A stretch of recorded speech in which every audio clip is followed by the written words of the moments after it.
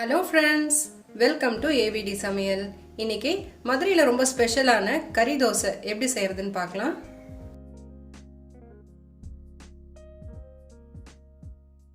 பாத்திரம் சூடானதும் 3 ஸ்பூன் அளவுக்கு நல்லெண்ணெய்,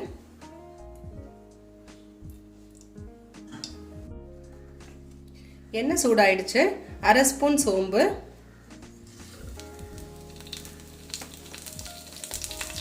பொடியா நறுக்குன 3 மீடியம் சைஸ் வெங்காயம்,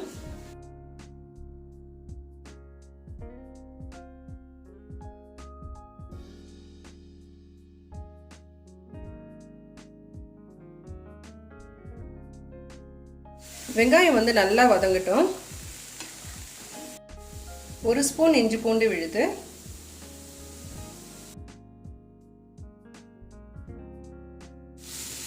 இஞ்சி பூண்டு வாசனை போகிற அளவுக்கு நல்லா ஒரு 5 நிமிஷம் போல் வதக்கிக்கலாம். 3 மீடியம் சைஸ் தக்காளியை நல்லா பேஸ்ட் மாதிரி அரைச்சிட்டு இப்போ இதில் சேர்த்துக்கலாம்.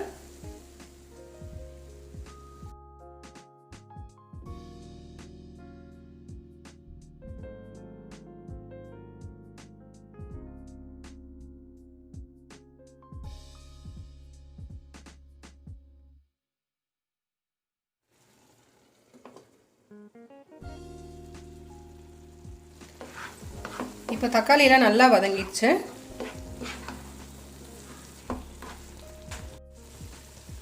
கால் ஸ்பூன் மஞ்சத்தூள், 1/2 ஸ்பூன் கரம் மசாலா, 1/4 ஸ்பூன் சீரகத்தூள், 2 ஸ்பூன் மிளகாத்தூள். இதில் வந்து தனியா நான் சேர்த்துருக்கேன். இப்போ நல்லா கலந்து விட்டுக்கலாம்.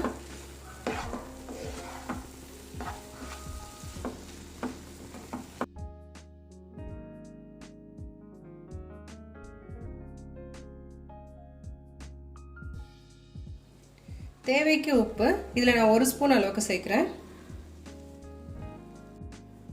இப்போ இதில் கழுவி நல்லா க்ளீன் பண்ணி வச்சுருக்க மட்டன் கீமாவை சேர்த்துக்கலாம். நமக்கு வந்து கடையிலே கீமான்னு கேட்டாலே தருவாங்க. சப்போஸ் நம்ம வெறும் மட்டனாக வாங்கிட்டு வந்துட்டோன்னா கூட போன்லெஸ்ஸாக எடுத்துகிட்டு வந்து மிக்சியில் போட்டு நல்லா பிளெண்ட் பண்ணிக்கலாம்.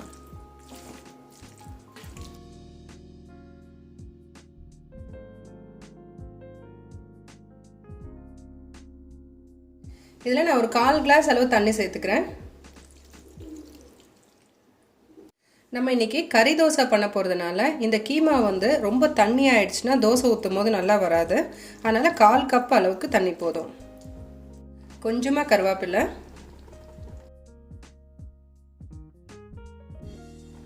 ஸ்டவ் மீடியம் ஃப்ளேம்லேயே வச்சு மட்டனை வேக வச்சுக்கலாம். இப்போது நம்மளோட கீமா நல்லா வெந்துருச்சு. ஒரு 10லேருந்து 15 நிமிஷம் அளவுக்கு நம்ம நல்லா வேக வச்சு எடுத்துக்கலாம்.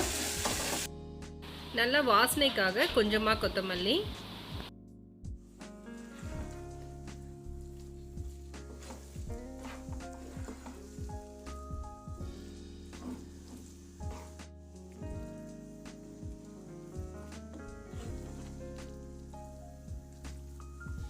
இப்போ நம்மளோட கீமா ரெடி ஆயிடுச்சு. ஸ்டவ் ஆஃப் பண்ணிவிட்டு எப்படி தோசை ஊற்றுறதுன்னு பார்க்கலாம். நம்ம வீட்டில் இட்லி தோசைக்கு எடுக்கிற அதே மாவு தான் இது.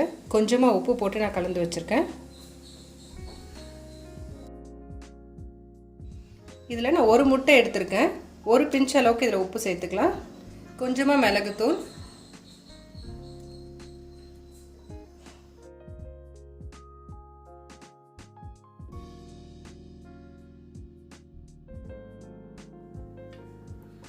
கல் நல்லா சூடானோன்னா கொஞ்சமாக எண்ணெய் விட்டு நல்லா கிரீஸ் பண்ணிக்கலாம்.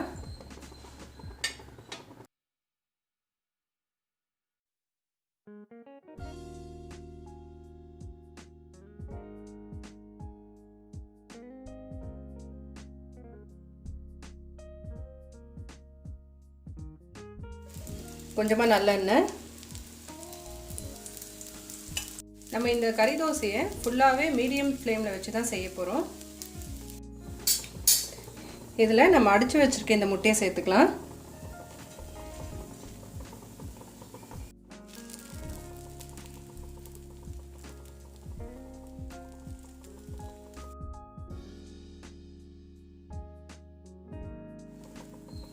இந்த கீமாவை நல்லா வச்சு நல்லா ஸ்ப்ரெட் பண்ணி விட்டுக்குங்க.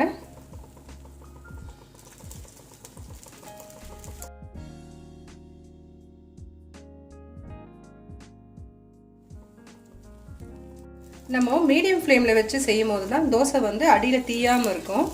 இப்போ மெதுவாக திருப்பி விட்டுக்கலாம்.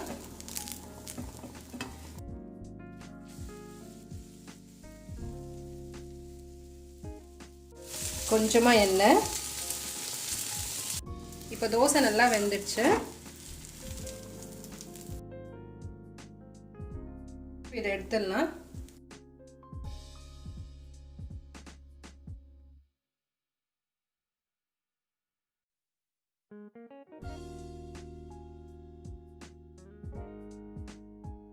அவ்வளோதான், நம்மளுடைய கறி தோசை ரெடி ஆயிடுச்சு. இப்போ வேணும்னா கொஞ்சமாக மேலே வெங்காயம் போட்டுக்கலாம், கொத்தமல்லி. யூஸ்வலாகவே தோசைனாலே நல்லா டேஸ்ட்டாக இருக்கும். அதுலேயும் இது கறி தோசை. குழந்தைங்களாம் ரொம்ப விருப்பமாக சாப்பிடுவாங்க. செஞ்சு பாருங்கள். தேங்க்ஸ் ஃபார் வாட்சிங்.